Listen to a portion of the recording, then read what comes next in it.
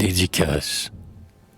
Amis, j'ai dans le champ sans fin de vos pensées, tout en rêvant, choisi quelques sauvages fleurs, pour leurs ardents parfums, leurs vives couleurs, et les ai dans mes vers côte à côte enchâssés. Hélas, mes durs sonnets les tiennent oppressés. Elles perdent en eux leur sève et leur senteur.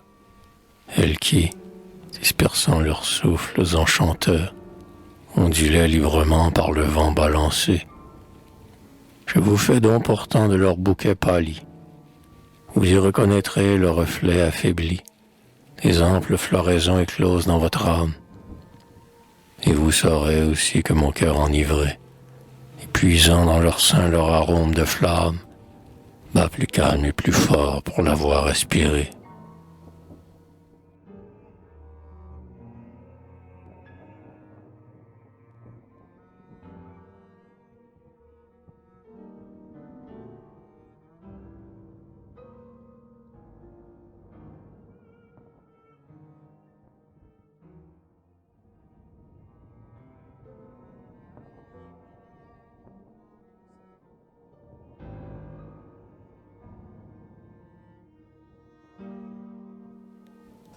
Le temps, saisi du vain regret des grands songes antiques, parfois nous repeuplons nos olymmes déserts. Erreur des aïeux morts ont en nos cœurs mystiques. Le temps, dernier des dieux, chancelle au sein des airs.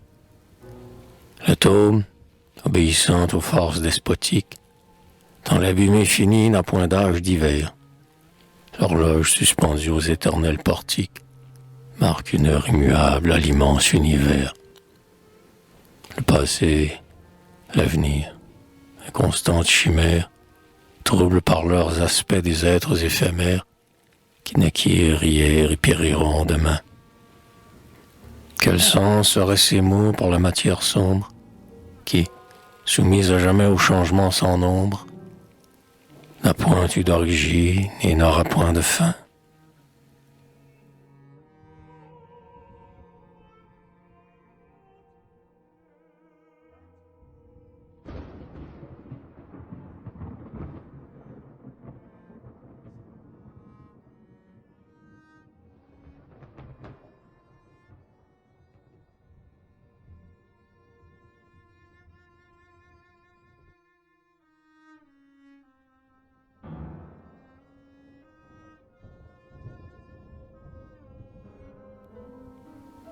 Les forces, aux jours obscurs et doux de sa candeur première, l'homme, en sa gratitude ou ses vagues effrois, des astres bienfaisants doraient la lumière, et du vaste univers il les proclamait rois.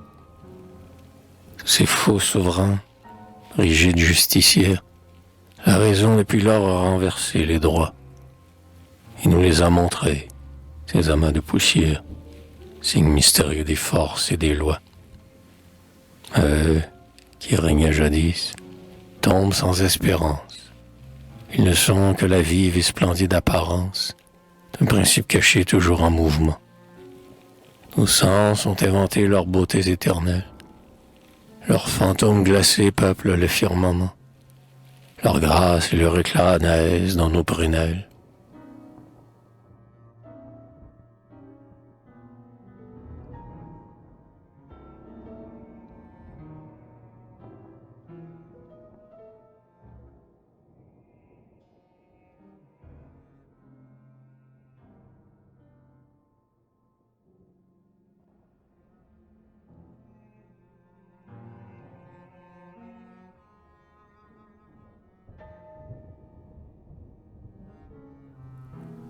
La vie, quand nous tournons les yeux vers les débuts du monde, songeant aux êtres vils qui peuplèrent les eaux, nous disons, Dieu frappa plus d'une race immonde, puis il fit naître l'homme après les grands oiseaux. Et plus tard, en trouvant quelques couches profondes, et trouvant dans le sol les débris de nos os, un enfant plus parfait de la terre féconde, reniera notre sang, notre âme et nos travaux. Pourtant, Pourtant nous sommes fils des monstres de l'abîme, et d'héritiers plus purs l'humanité victime, à son tour périra pour leur donner le jour.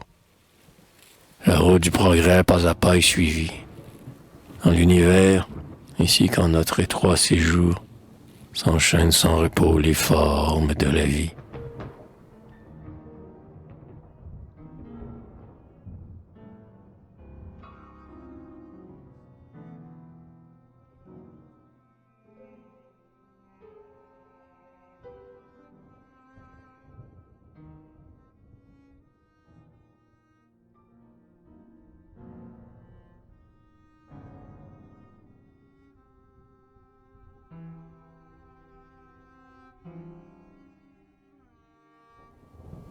La lutte pour l'existence. La loi, l'unique loi, farouche, inexorable, qui régit tout progrès, c'est la loi du plus fort. L'être imparfait périt, marâtre impitoyable, la nature l'écrase et poursuit son effort. Partout est engagé le combat redoutable, à l'heure harmonieuse où la terre s'endort, il rend la nuit sinistre et l'ombre épouvantable. Tout brin d'herbe est un champ de carnage et de mort. L'angoisse de la faim, qui toujours hurle et gronde, est le ressort puissant joint au cœur du monde. Et celui qui dévore est l'élu du destin. L'esprit même naquit des brutales entrailles. Et la rivalité du repas incertain fait surgir l'avenir en de sombres batailles.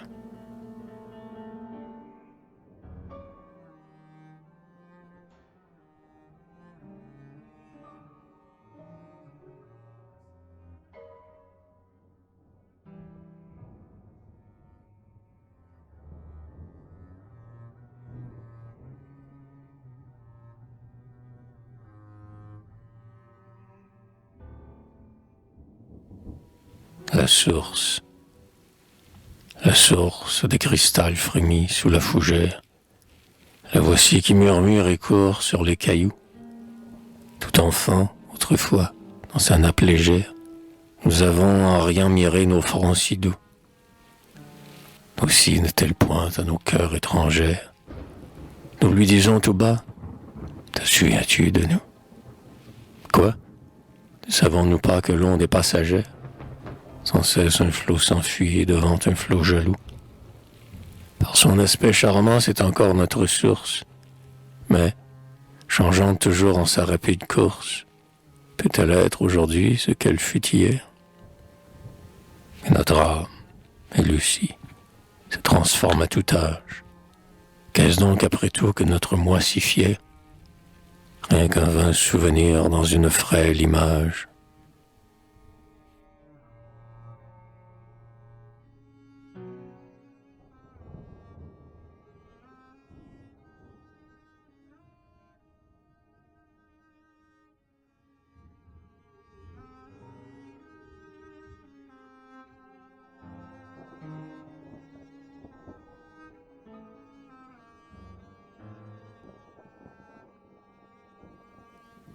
La mort. La vie est une mort incessamment active. Pour exister longtemps, il faut périr toujours. Chaque instant la détruit. La forme fugitive, dont la beauté si chère enivre nos amours. La mort délivre enfin la matière captive, lui rouvrant l'univers et ses vastes séjours. D'une nouvelle vie, intense et moins chétive, elle anime nos corps au terme de nos jours. Vie et mort, grands mots creux et mensongers fantômes, pleurons-nous aujourd'hui les frémissants atomes qui formaient autrefois le son de notre cœur? Où sont-ils? Dans l'air pur, dans l'herbe, dans les roses? Et quand la mort sur nous mettra son doigt vainqueur, pourquoi craindrions-nous d'autres métamorphoses?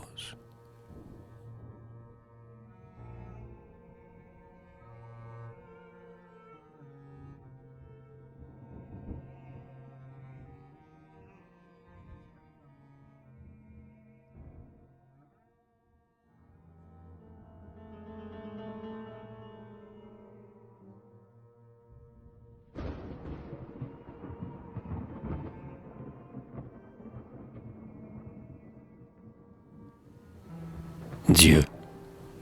L'homme a dit, le Seigneur m'a fait à son image. Homme, insecte orgueilleux, cesse de blasphémer. De tes sens imparfaits reconnaît l'esclavage.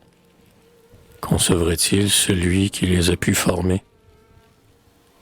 Ce Dieu que, d'après toi, je renie et j'outrage, ne l'offenses-tu point quand tu prétends l'aimer? Tu lui prêtes ton cœur, tes haines, ton langage, et de tes passions tu le veux animer. Moi, devant sa grandeur, je m'incline en silence. Lorsque son soleil d'or sur mon front se balance, j'admire le rayon dont la splendeur est lui. Car le soleil est fait de poudre et me ressemble. Mais Dieu, qu'il règne ou non, que serais-je de lui? Et qui de nous l'insulte, aux chrétiens? Que t'en semble?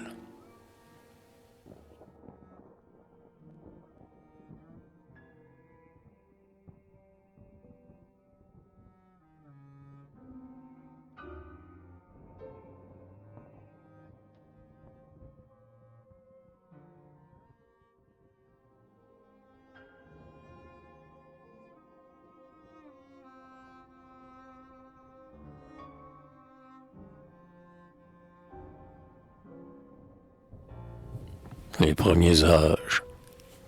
Quels rêves insensés, formés par les poètes, ont placé l'âge d'or au berceau des humains. Nous avons vu s'éteindre, en nos lentes conquêtes, les siècles par milliers sur nos sombres chemins. Nous avons combattu de monstrueuses bêtes. Nous avons labouré le sol avec nos mains.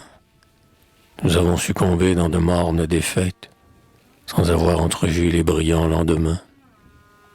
De l'animalité nous dégageons à peine, alors que nous traînons encore sa lourde chaîne. Pourquoi ce vain regret allant vers le passé? L'avenir seul est plein de visions sublimes, puisqu'un si profond gouffre est enfin traversé, c'est qu'il n'est plus pour nous d'inaccessible cime.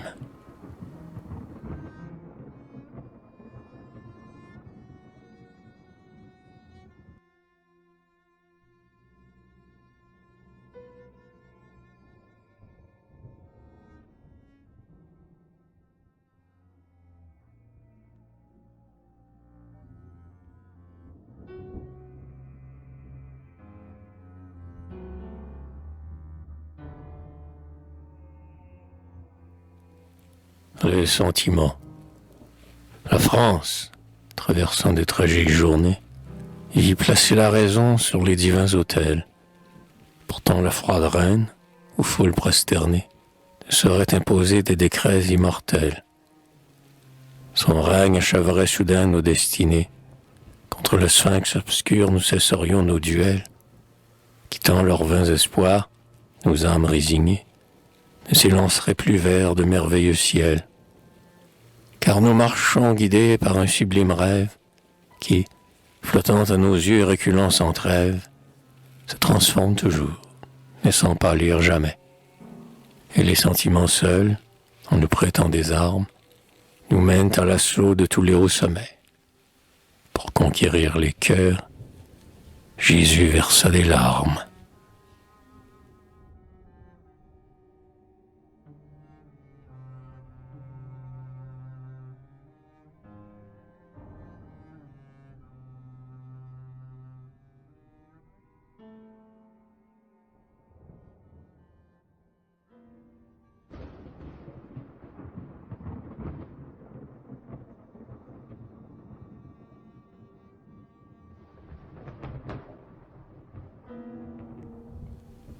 La raison.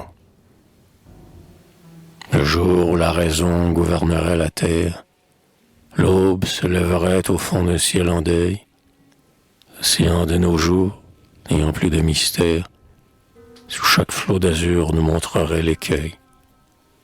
L'enfance songerait à la vieillesse austère, l'heure semblerait courte et proche le cercueil. Là des vaines amours, l'homme irait solitaire, en d'ingrats descendants ne prenant plus d'orgueil. Voyant toujours grandir les limites du monde, le savant suspendrait la poursuite profonde du mirage imposant qu'on nomme vérité.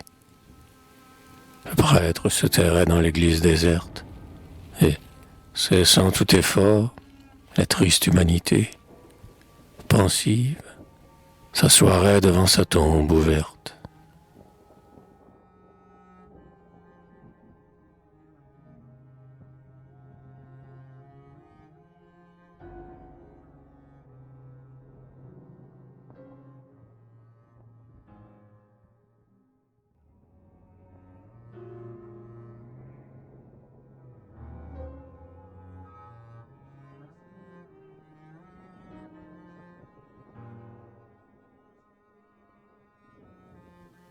L'idéal, féconde illusion que le penseur méprise, indestructible espoir de bonheur inconnu, une fausse sagesse en vain veut qu'on te brise, dans le fond de nos cœurs tu fleuris, ingénu. C'est toi qui nous conduis sur la route entreprise, qui nous fait accomplir un progrès continu, et chaque vin d'amour dont notre âme se grise, de ton fruit immortel à long flot est venu. Par toi, dont le pouvoir les inspire et les fonde, 1000 religions ont consolé le monde, les martyrs ont chanté, voyant le ciel ouvert. Ce siècle se croit grand parce qu'il te renie. Ta forme change, hélas, nous en avons souffert, mais rien ne détruira ton essence infinie.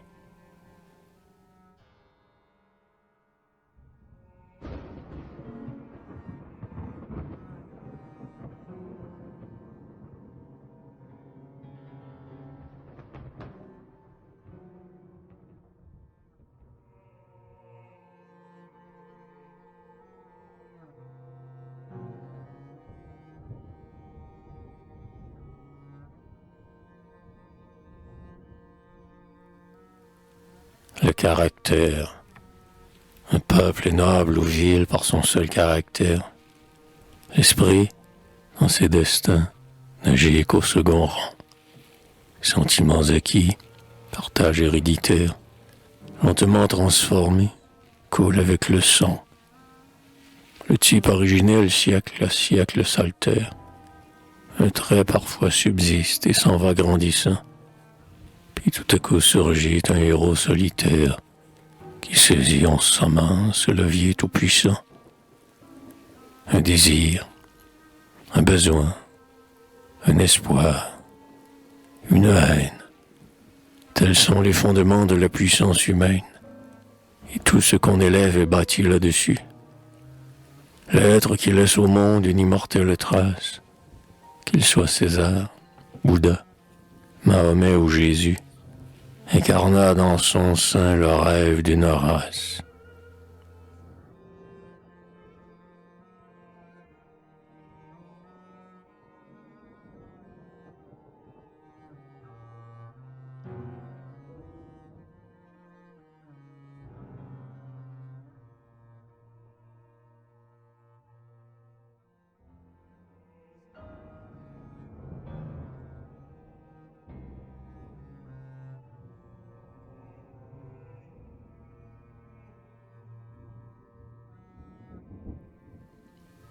L'histoire, histoire, tu n'es plus cette muse élégante qui soumettait Dieu même à des décrets hautains et qui nous le montrait d'une plume fringante, balançant le succès des combats incertains. Toi que nous avons vu, injuste et provocante, couronner les héros avec des airs mutants, tu t'arrêtes, troublé en ta candeur piquante, devant l'enchaînement terrible des destins. Aujourd'hui, tu pressens ta rue des nobles tâches. L'immense drame humain se poursuit sans relâche. Sur chaque événement, il pèse tout entier. Lève-toi donc, déesse, et de tes orteils roses, foulant les durs cailloux d'un âpre et long sentier, remonte lentement vers les lointaines causes.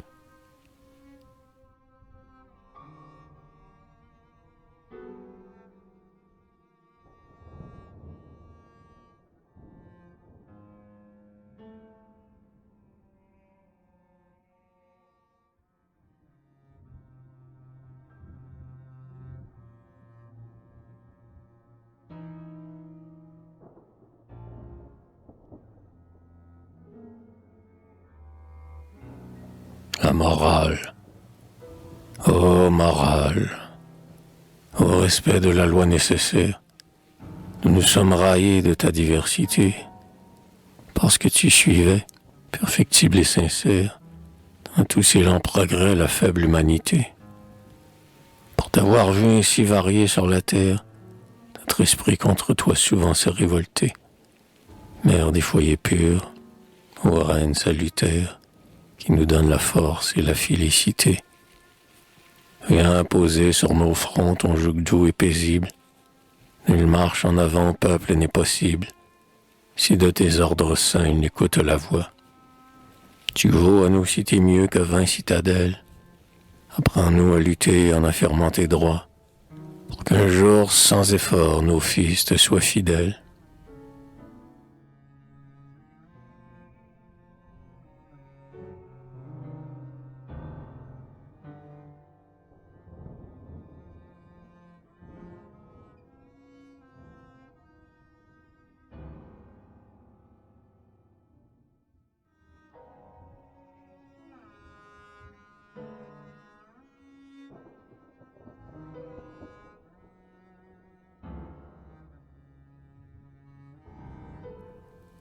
La voix des morts, morts qui dormaient, couchés dans nos blancs cimetières, parfois, en relisant tous vos noms oubliés, je songe que nos cœurs à vos froides poussières, par des fils infinis puissants sont liés.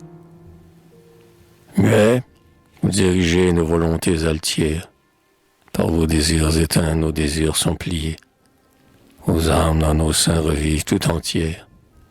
En nous, vos longs espoirs vibrent, multipliés. Bien que nous franchissions une sphère plus haute, vos antiques erreurs nous induisent en faute, nous aveuglant encore malgré tout nos flambeaux.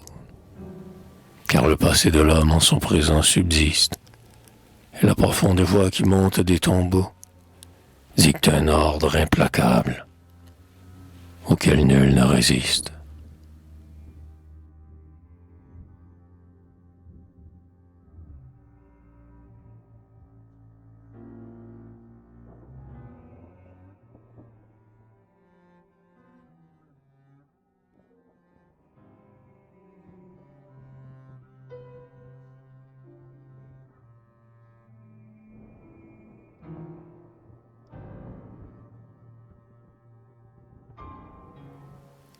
L'œuvre de la nature, c'est qu'il t'importe, à toi, nature, au froid de reine. Ce n'est pas que mon cœur s'assouvisse ici-bas, qu'il s'épuise et qu'il saigne en d'horribles combats. Tu n'en serais pas moins, implacable et sereine. Ce qu'il t'importe, à toi, c'est que la moindre graine trouve un sol favorable et germe sous tes pas. Ton éternel souci, qui ne me connaît pas, n'a pour but que la vie obscure et souveraine. La vie, et que ce soit la mienne, avec ses pleurs, ou l'humble éclosion des bêtes et des fleurs, ou le rayonnement des astres dans l'espace.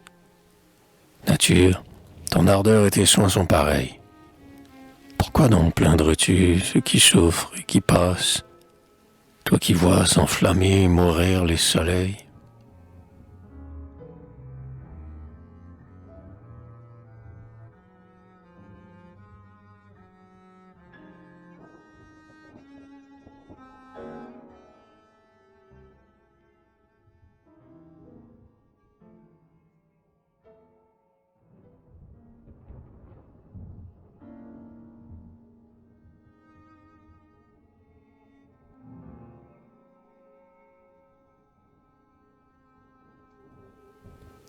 Les races de l'avenir, puisque nous sommes vieux, très vieux, et que nos veines roulent un sang troublé par d'antiques douleurs, et puisque nos enfants, héritiers de nos pleurs, naîtront pour s'irriter en des angoisses vaines. Accourez donc des bois, des îles et des plaines, au peuple dont le front ignore nos pâleurs, sauvages qui vivez comme vivent les fleurs, aux vents libres et purs en mêlant vos haleines. Hommes au teint de cuivre et d'ébène, venez, rouvrez donc l'avenir à ces infortunés, à qui nous léguerons demain nos défaillances. Ah, rendez à nos fils la sève d'autrefois, pour qu'à notre savoir ajoutant vos vaillances, votre rire puissant éclate dans leur voix.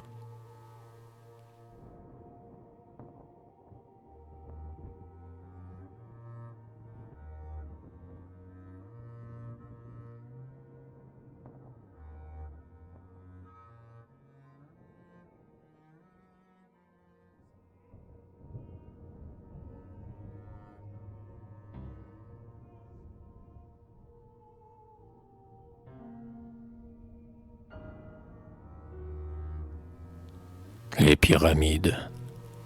Quand l'Égypte éleva ses hautes pyramides, son orgueil adressé vers la face des cieux, au néant, le défi le plus audacieux qui jamais surgit de nos âmes timides. Quand seront condensés les éléments humides sur notre globe éteint, froid et silencieux, ces monuments hardis d'un rêve spécieux survivront seuls, debout dans les déserts numides. Or, ils furent construits en l'honneur de la mort. C'est un suprême instinct qui dicta cet effort. La mort transforme, crée et n'a point d'épouvante. Chaque temple verra s'obscurcir son flambeau, car tous les dieux mourront. La mort seule est vivante, et ce qui doit rester sur terre est un tombeau.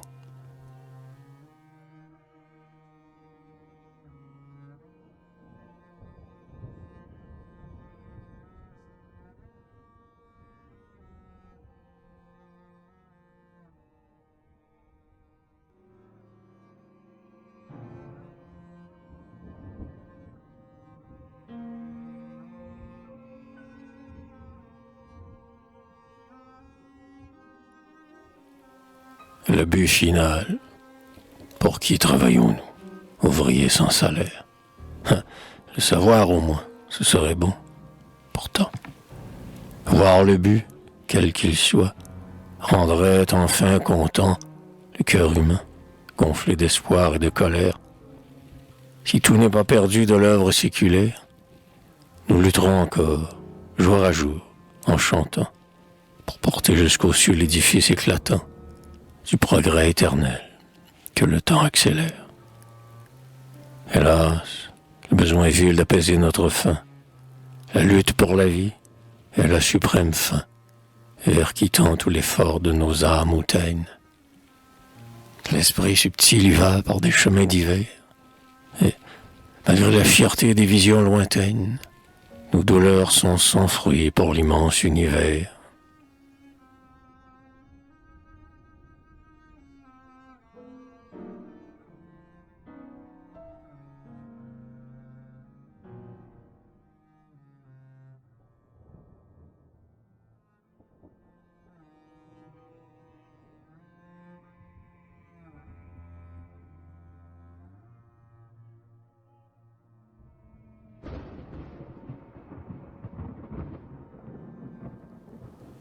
L'atome humain.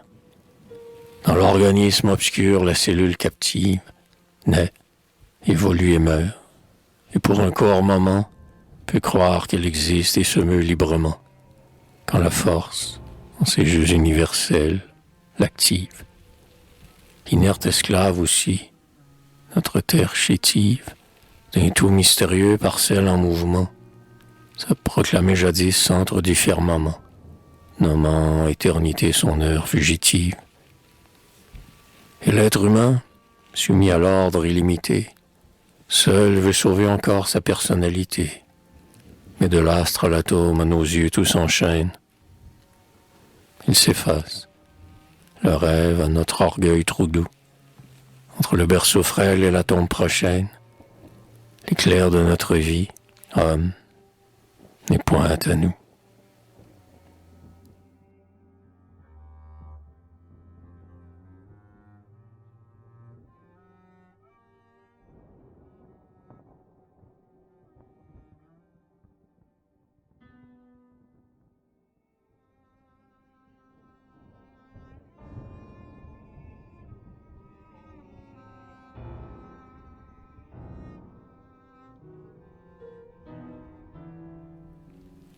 la fin d'un monde.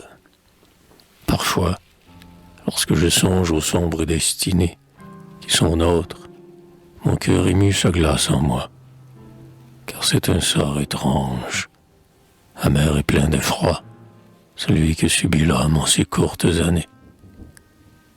Vers un but inconnu, ses forces détournées n'obéissent jamais un instant à sa loi. Il souffre, pleure et lutte, et ne sait pas pourquoi, car il voit au néant ses œuvres condamnées. Si la terre demain s'arrêtait dans son cours, s'en serait fait de l'être et du temps et des jours. Un seul choc, et soudain tout redeviendrait flamme. Où donc serait alors la gloire, le progrès, le renom du guerrier, la beauté de la femme? Pourquoi tant espérer s'il n'est plus rien après?